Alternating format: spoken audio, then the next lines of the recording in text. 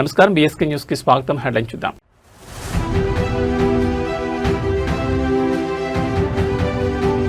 కలిదిండి రైతులకు CM Chandrababu big relief. 22A నిషేధిత జాబితా నుంచి భూముల తొలగింపు.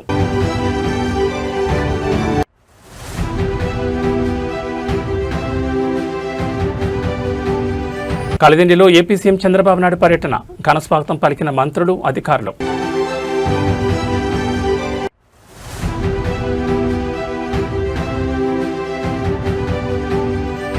కరీంనగర్లో ఘోరం. యువకుడిపై కత్తులు, బీర్ సీసాలతో దారుణ దాడి.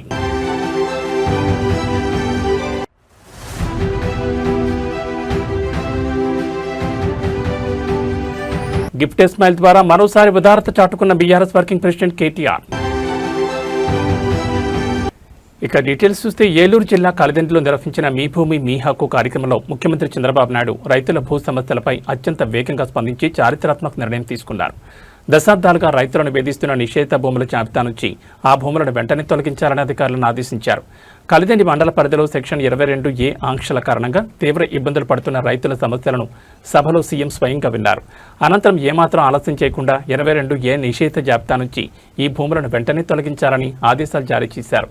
సీఎం తీసుకున్న నిర్ణయంతో ఏకంగా 830 రైతు కుటుంబాలకు చెందిన 2745 ఎకరాల భూములకు సంబంధించిన రిజిస్ట్రేషన్ సమస్యలకు శాశ్వత పరిష్కారం లభించింది. తమ భూములకు పూర్తిస్థాయి హక్కులు కల్పిస్తూ రిజిస్ట్రేషన్కు మార్గం సుగమం చేయడంతో కలిదిండి ప్రాంత రైతులు, ప్రజలు ఆనంద పారవత్యానికి గురయ్యారు. వేదికపైనే తమ దశాబ్దాల సమస్య తీరడంతో సీఎం చంద్రబాబుకు ప్రత్యేక ధన్యవాదాలు తెలిపారు. రైతుల ఆస్తులకు రక్షణ కల్పించడమే తమ ప్రభుత్వ ధ్యేయమని సీఎం ఈ సందర్భంగా స్పష్టం చేశారు.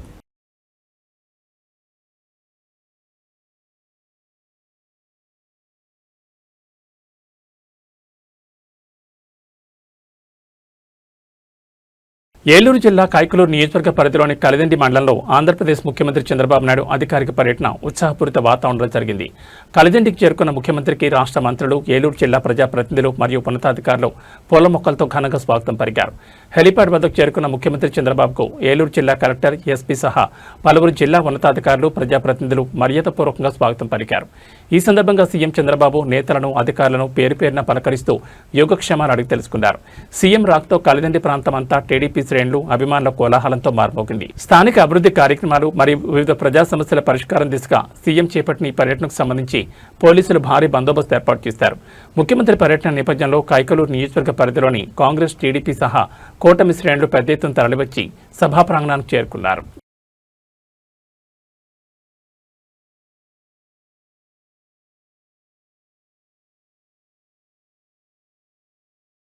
కరీంనగర్లో తీవ్ర కలకలం రేగింది. 3 టౌన్ పోలీస్ స్టేషన్ పరిధిలోని కిసాన్ నగర్లో ఒక యువకుడిపై కత్తులు, బీర్ సీసాలతో దారుణంగా దాడి చేసి హత్యాయత్నానికి పాల్పడిన ఘటనలో బీజేపీ కార్పొరేటర్ సోమిడి వేణుప్రసాద్ మరియు అతని అనుచరులను పోలీసులు అరెస్ట్ చేశారు. కేంద్ర మంత్రి బండి సంజయ్ ముఖ్య అనుచరుడిగా ఉన్న 29వ డివిజన్ కార్పొరేటర్ వేణుప్రసాద్ అరెస్ట్ కావడంతో స్థానికంగా తీవ్ర చర్చనీయాంశంగా మారింది. పోలీసుల కథనం ప్రకారం కిసాన్ నగర్ ప్రాంతంలో నివాసముంటున్న శ్రీకాంత్, అతని సోదరుడిపై కార్పొరేటర్ సోమిడి వేణుప్రసాద్ తన అనుచరులతో కలిసి ఒక్కసారిగా దాడికి దిగారు. తీవ్ర ఆగ్రహంతో శ్రీకాంత్ కడుపులో బీర్ సీసాతో పొడిచి కత్తులతో విచక్షణారహితంగా గాయపరిచి అక్కడి నుంచి పారిపోయాడు. తీవ్రంగా గాయపడి రక్తపు మడుగులో పడి ఉన్న శ్రీకాంత్ను గమనించిన స్థానికులు వెంటనే చికిత్స నిమిత్తం ఆసుపత్రికి తరలించారు.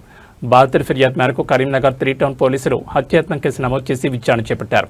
ఈ దాడికి పాల్పడిన ప్రధాన నిందితుడు సోమిడి వేణుప్రసాద్, ఏవన్తో పాటు అతన్ని సహకరించిన కుడిది నాగేందర్, పంతంగి మధు, నేరేళ్ల నాగరాజు, శ్రీ రామోజు భానుచందర్, సంగం వేణు, పంతంగి సిస్టర్లను పోలీసులు అదుపులోకి తీసుకుని అరెస్ట్ చేశారు.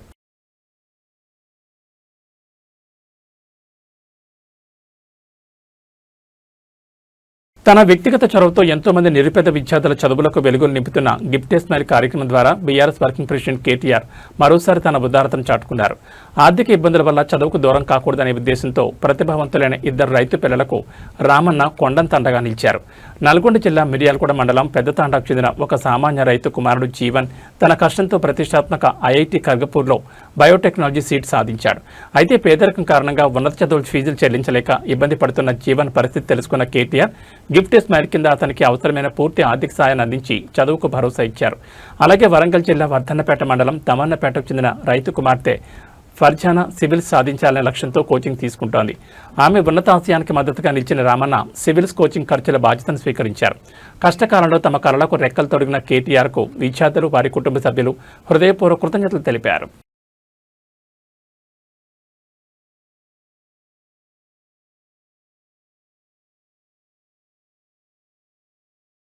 తెలంగాణలో మావోయిస్టుల శ్రేణులకు మరో భారీ షాక్ తగిలింది. మావోయిస్ట్ రాష్ట్ర కమిటీ సభ్యురాలు కాకరాల సమత ములుగులో తెలంగాణ పోలీసులు ఎదుట శరణాగతి పొందారు. 1985లో సాధారణ పార్టీ సభ్యురాలిగా సంస్థలో చేరిన సమత 1991లో ఏరియా కమిటీ మెంబర్గా, 1994లో డిస్ట్రిక్ట్ కమిటీ మెంబర్గా బాధ్యతలు నిర్వర్తించారు. ఆ తర్వాత 2003లో ఆమె మావోయిస్ట్ స్టేట్ కమిటీ సభ్యురాలిగా పదోన్నతి పొందారు. తెలంగాణ ప్రభుత్వంలోని పునరావాస విధానంలో భాగంగా ఆమెకు అర్హత ఉన్న 20 లక్షల రివార్డు మొత్తాన్ని చెక్కు రూపంలో అధికారులు అందజేశారు. ఇప్పటికీ అడవుల్లో కొనసాగుతున్న మిగిలిన 3 తెలంగాణ కేడర్ మావోయిస్టులు కూడా వెంటనే లొంగిపోయి జనజీవన స్రవంతిలో కలవాలని పోలీసులు విజ్ఞప్తి చేశారు. ప్రభుత్వం అందిస్తున్న పునరావాస ఫలాలను సద్వినియోగం చేసుకోవాలని కోరారు.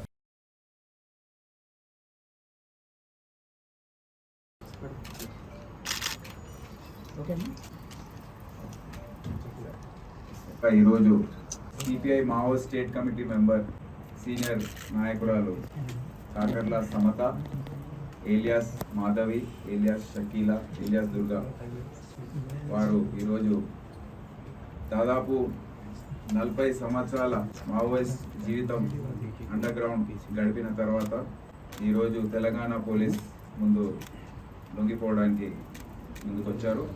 వారి కుటుంబ సభ్యులందరూ కూడా ఈ భావజాలం దానికి కట్టుబడి ఉన్నారు. 1985 సంవత్సరంలో ఈమె యూజీగా వెళ్ళింది వైజాగ్ ప్రాంతంలో. అప్పటి నుండి దాదాపు 40 సంవత్సరాల పాటు హైదరాబాద్ సిటీలో గురాలుగా 10 సంవత్సరాల పాటు, నల్లమల్ల అడవుల్లో 4 సంవత్సరాలు, ఉత్తరప్రదేశ్ ప్రాంతంలో ఏరియా కమిటీలో 2 సంవత్సరాలు, గోల్డెన్ కారిడార్ కమిటీ అంటారు దాన్ని, దాంట్లో 2 సంవత్సరాలు, మహారాష్ట్ర ఏరియా కమిటీ సభ్యురాలుగా 5 సంవత్సరాలు, దాని తర్వాత కర్ణాటక మహారాష్ట్ర కమిటీ 10 సంవత్సరాల పాటు పనిచేసింది. పటేల్ సుధాకర్ రెడ్డి అని మావోయిస్ట్ సీనియర్ క్యాడర్స్లో పార్టీకి ఇంటెలిజెన్స్ వింగ్ ఏదైతే ఉంటుందో దాంట్లో ఆయన పేరుగాంచిన ఒక సభ్యుడైన ఆయన భార్య ఈ కాకర్ల సమత. సెంట్రల్ కమిటీకి సంబంధించిన అంశాలు అవైతే డాక్యుమెంట్స్ రాసుకునే అవసరం ఉంటుందో, resolutions, CC central committee resolutions ఉంటాయి, అవి రాసుకోవడము, ఇవి వేరే భాషల్లోకి ట్రాన్స్లేట్ చేయడం, ఇటువంటివన్నీ కూడా వీరు చేసేవాళ్ళు. ఉప్పల్ లక్ష్మణ్ రావు ఎవరైతే జనరల్ సెక్రటరీగా సిపిఐ మావోయిస్ట్ పార్టీకి ఇప్పుడు కూడా అజ్ఞాతంలో ఉన్నారు.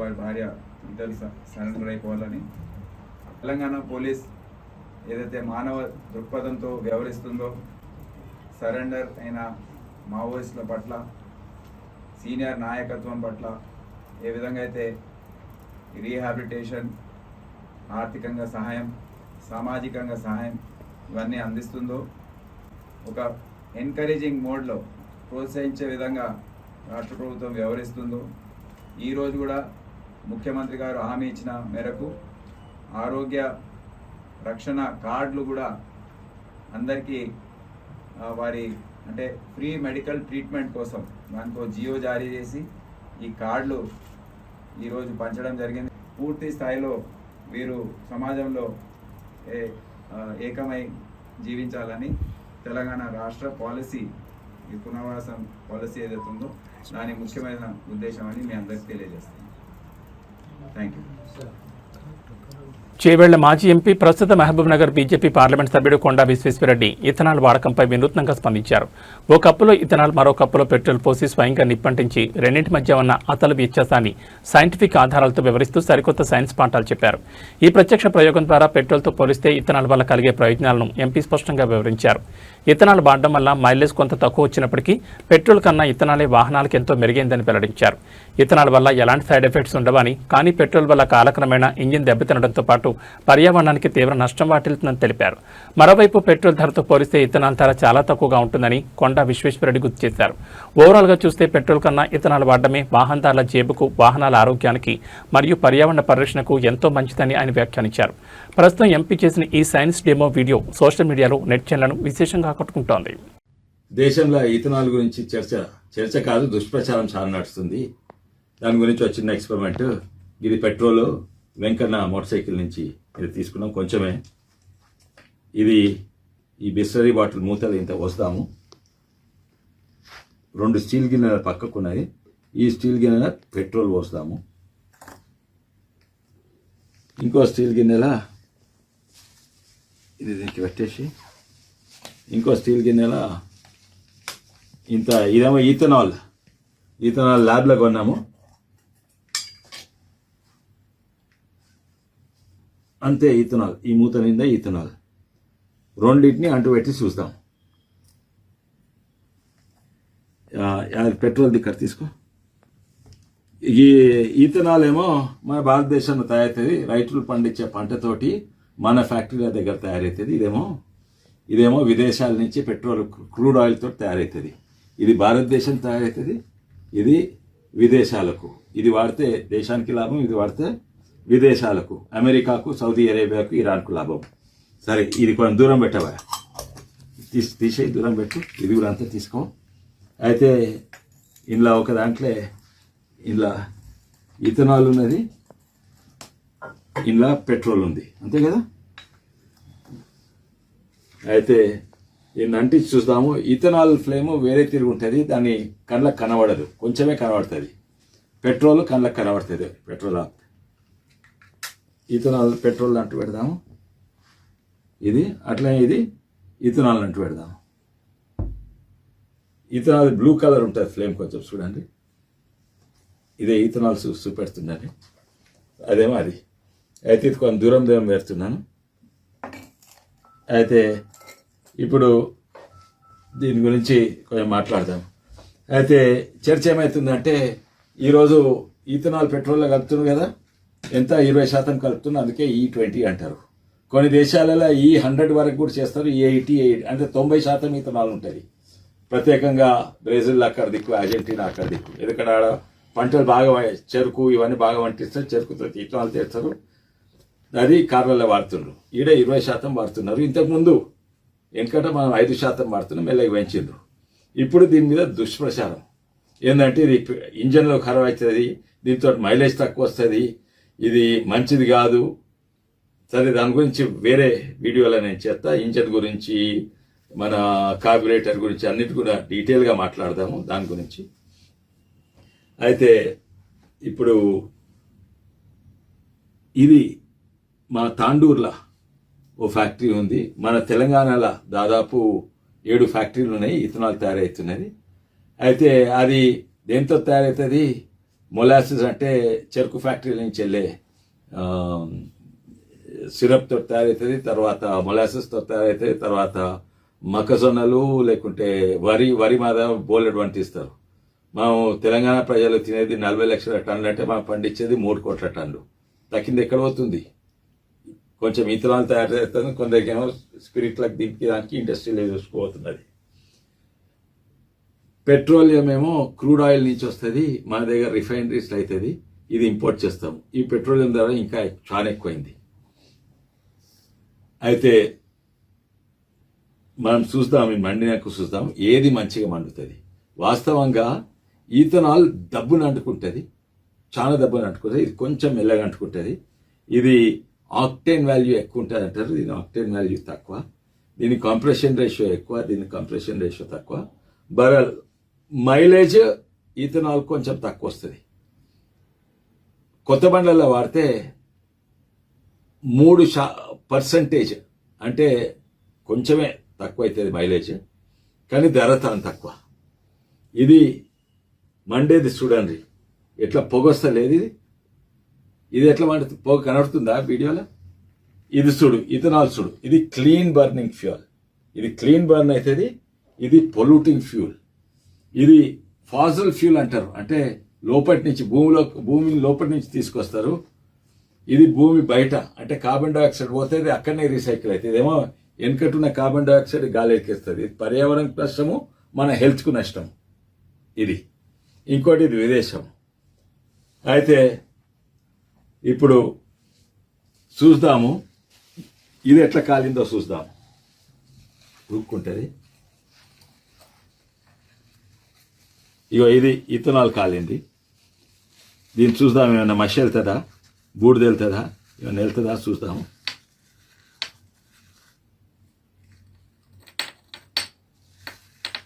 అయ్యో, ఇది అతుకుందా. ఇది కాటన్ది కాదు కదా, వేడికి తట్టుకుని. అయితే చూడు, ఏమి బూడిద వెళ్తలేదు, క్లీన్గా బర్న్ అయింది. ఇప్పుడు ఇది చూద్దాము. ఇది అంటుకుంటున్నది, ఇది కాటన్దా చూడండి, ఇది కూడా కాటన్ది కాదు. ఇప్పుడు ఇది చూడండి, ఇలా పెట్రోల్ కాలింది, ఇది ఎట్లున్నది చూడండి. ఆగా హీడు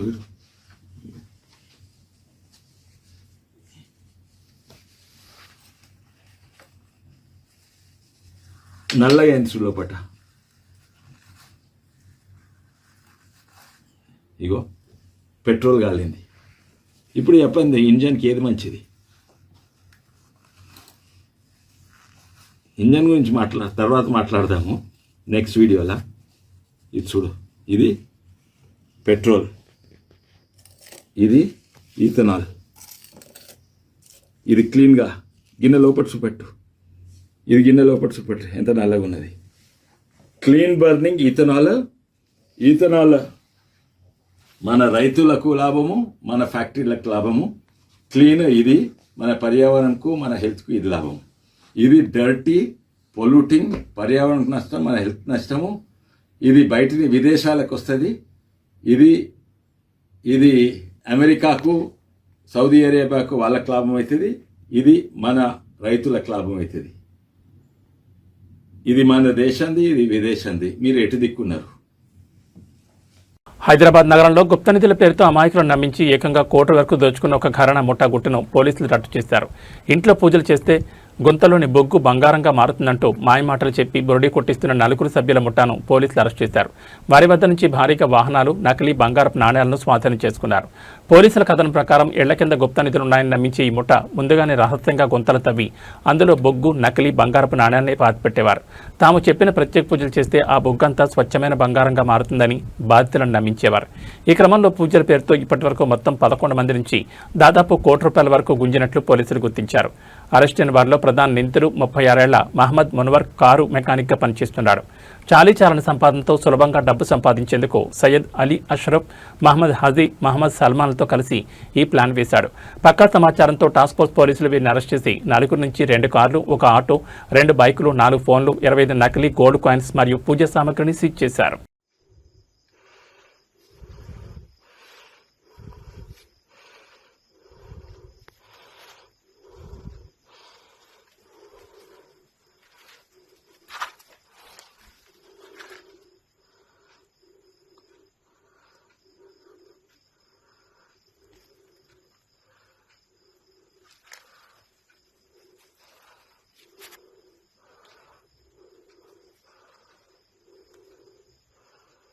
హైదరాబాద్ జీడిమెట్ల ఆర్టీసీ బస్ డిపోలో తీవ్ర విషాదం చోటు చేసుకుంది. డ్యూటీలో భాగంగా బస్సుకు మరమ్మతులు చేస్తుండగా ఒక ఆర్టీసీ మెకానిక్ ప్రాణాలు కోల్పోయారు.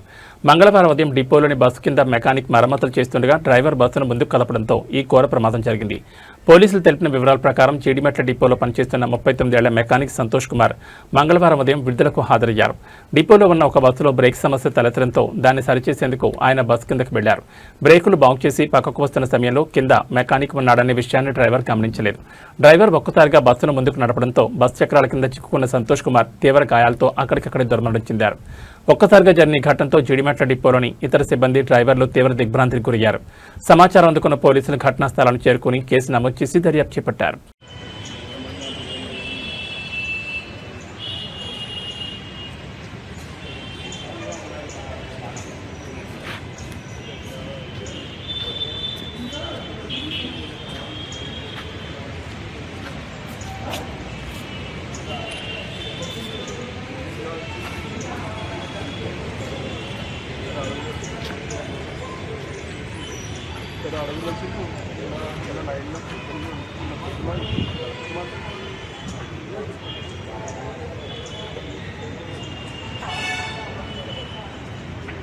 ఉత్తరాఖండ్ రాష్ట్రంలో వర్షాల ఉధృతికి వాగులు, వంకలు ఉగ్రరూపం దాల్చాయి. చమోలి జిల్లా మలారీ ప్రాంతంలో ఉన్న తమక్ నాల ఒక్కసారిగా పొంగి పొరడంతో తీవ్ర కలకలం రేగింది. వరద దాటికి అక్కడున్న వంతెన పాక్షికంగా దెబ్బతిని కొట్టుకుపోవడంతో సదరు మార్గంలో వాహనాల రాకపోకలు పూర్తిగా నిలిచిపోయాయి. ఎగువ ప్రాంతాల్లో కురుస్తున్న భారీ వర్షాల కారణంగా తమక్ నాలా అత్యంత వేగంతో కొండచర్యలు మట్టి రాళ్లతో కలిసి ఉధృతంగా ప్రవహిస్తోంది. వంతెన దెబ్బతినడంతో ఇరువైపులా పెద్ద సంఖ్యలో వాహనాలు నిలిచిపోయాయి. సమాచారం అందుకున్న చెమోలి జిల్లా పోలీసులు వెంటనే రంగంలోకి దిగి పరిస్థితిని సమీక్షించారు. ఈ ప్రమాదంలో ఎలాంటి ప్రాణనష్టం జరగకపోవడంతో అధికారులు ఊపిరి పీల్చుకున్నారు. పరిస్థితి తీవ్రతను గమనించిన యంత్రాంగం ఘటనాస్థలానికి ఎస్డీఆర్ఎఫ్, ఎన్డీఆర్ఎఫ్ బృందాలను హుటాహుటిని తరలించింది. వరద ప్రవాహంలో చిక్కుకున్న వారిని సురక్షిత ప్రాంతాలకు తరలించడంతో పాటు రహదారిని పునరుద్ధరించేందుకు సహాయక చర్యలు వేగవంతం చేశారు. ప్రయాణికులు మరియు పర్యాటకులు అప్రమత్తంగా ఉండాలని పోలీసులు హెచ్చరికలు జారీ చేశారు.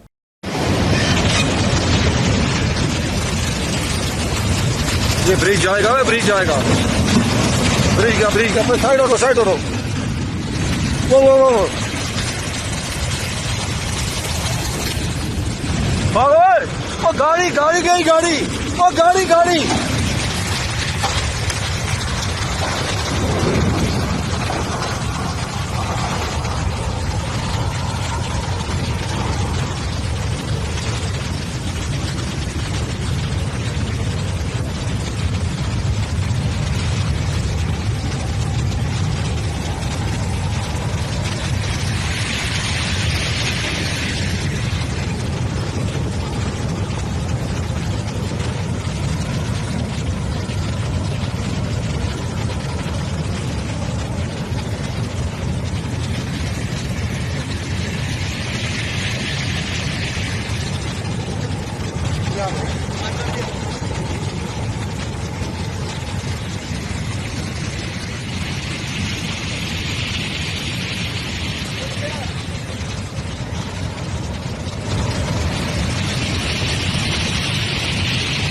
సౌత్ ఇండియన్ ఫిల్మ్ ఇండస్ట్రీలో మరో భారీ మల్టీస్టారర్ ధమాకాకు రంగం సిద్ధమైంది. తమిళ స్టార్ హీరో అజిత్ కుమార్ నటిస్తున్న సరికొత్త యాక్షన్ ఎంటర్టైనర్ డేర్ డెవిల్లో మన టాలీవుడ్ విక్టరీ వెంకటేష్ ఓ కీలక పాత్రలో నటించడానికి గ్రీన్ సిగ్నల్ ఇచ్చినట్లు ఫిలిం నగర్ వర్గాల్లో బలంగా ప్రచారం జరుగుతోంది.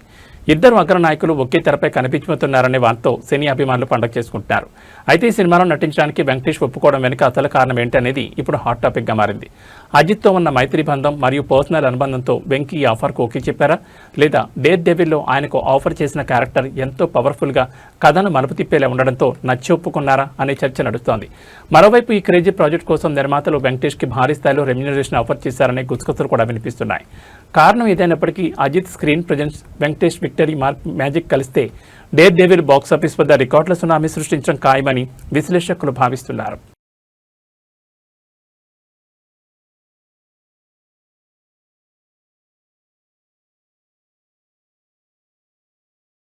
మహారాష్ట్రలోని గడ్చిరోలి జిల్లాలో అత్యంత హృదయ విదారకర ఘటన చోటు చేసుకుంది. జప్తలై గ్రామంలోని గిరిజన బాలికల ఆశ్రమ పాఠశాల హాస్టల్లో రాత్రి నిద్రిస్తున్న విద్యార్థులపై పాము దాడి చేసింది. 6 బాలికలను పాము కాటేగా ఆసుపత్రిలో చికిత్స పొందుతూ 3 చిన్నారులు దారుణంగా ప్రాణాలు కోల్పోయారు. ఈ ఘటనతో స్థానికంగా తీవ్ర విషాదచారాలు అలముకున్నాయి. పోలీసులు అధికారులు తెలిపిన వివరాల ప్రకారం రోజులాగే విద్యార్థులు హాస్టల్ గదిలో నిద్రిస్తున్న సమయంలో విషసర్పం లోపలికి వచ్చి వలతగా 6 కాటేసింది. గమనించిన సిబ్బంది బాధితులను వెంటనే సమీప ఆసుపత్రికి తరలించారు. అయితే చికిత్స ఫలించగా 8 ఏళ్లు, 12 ఏళ్లు మరియు 14 ఏళ్ల వయసున్న 3 బాలికలు ప్రాణాలు విడిచారు. చిన్న వయసులోనే విద్యార్థులను మృతి చెందడంతో వారి కుటుంబ సభ్యులు కన్నీరు మున్నీరవుతున్నారు. పాము కాటుకు గురైన మిగిలిన 3లో ఒక బాలిక పరిస్థితి అత్యంత విషమంగా మారడంతో ఉన్నతాధికారులు తక్షణమే స్పందించి ప్రత్యేక హెలికాప్టర్లో నాగపూర్లోని మెరుగైన ఆసుపత్రికి తరలించారు. ఆశ్రమ పాఠశాలలోని పరిశుభ్రత, భద్రతా ప్రమాణాలపై తల్లిదండ్రులు తీవ్ర ఆగ్రహం వ్యక్తం చేస్తున్నారు. అధికారులు ఘటనా స్థలాన్ని పరిశీలించి విచారణ చేపట్టారు.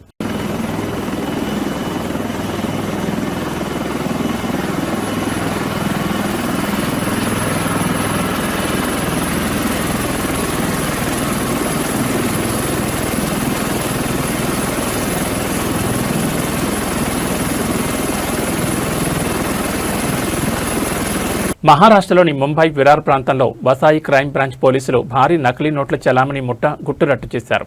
ముంబై అహ్మదాబాద్ జాతీయ రహదారిపై కారులో భారీగా తరలిస్తున్న నకిలీ నోట్ల కట్టలను అధికారులు స్వాధీనం చేసుకున్నారు. మార్కెట్లో 1 కోటి ముఖ విలువ కలిగిన ఫేక్ నోట్లను కేవలం 30 లక్షలకే విక్రయించేందుకు యత్నిస్తుండగా పక్కా సమాచారంతో పోలీసులు దాడులు నిర్వహించారు. పోలీసులు తెలిపిన వివరాల ప్రకారం అహ్మదాబాద్ హైవే గుండా కారులో భారీగా నకిలీ కరెన్సీ తరలిపోతుందనే రహస్య సమాచారంతో వసాయి క్రైమ్ బ్రాంచ్ సిబ్బంది నిఘా ఏర్పాటు చేశారు. సందేహాస్పదంగా వెళ్తున్న కారును అడ్డుకుని తనిఖీ చేయగా అందులో ఉన్న 500 ముఖ విలువ కలిగిన ఏకంగా 20,000 నకిలీ నోట్లను చూసి అధికారులు షాక్ అయ్యారు. పట్టుబడిన ఫేక్ నోట్ల మొత్తం విలువ ₹1 కోటి వరకు ఉంటుందని ప్రాథమికంగా నిర్ధారించారు. ఈ ఘటనలో మహారాష్ట్రలోని కోవర్గావ్కు చెందిన ఒక నిందితుని పోలీసులు అక్కడికక్కడే అరెస్ట్ చేశారు. ఎన్ని నోట్లు ఎక్కడి నుంచి ముద్రించారు, ఈ నెట్వర్క్ వెనుక ఉన్న అసలు మాస్టర్ మైండ్ ఎవరు అనే కోణంలో క్రైమ్ బ్రాంచ్ అధికారులు ముమ్మర విచారణ చేపట్టారు.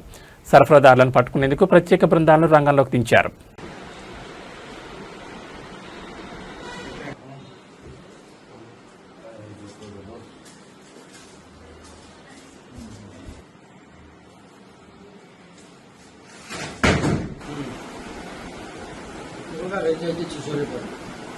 ఇవి బులెటిన్ విశేషాలు. మరో బులెటిన్లో మళ్ళీ కలుసుకుందాం. నమస్కారం.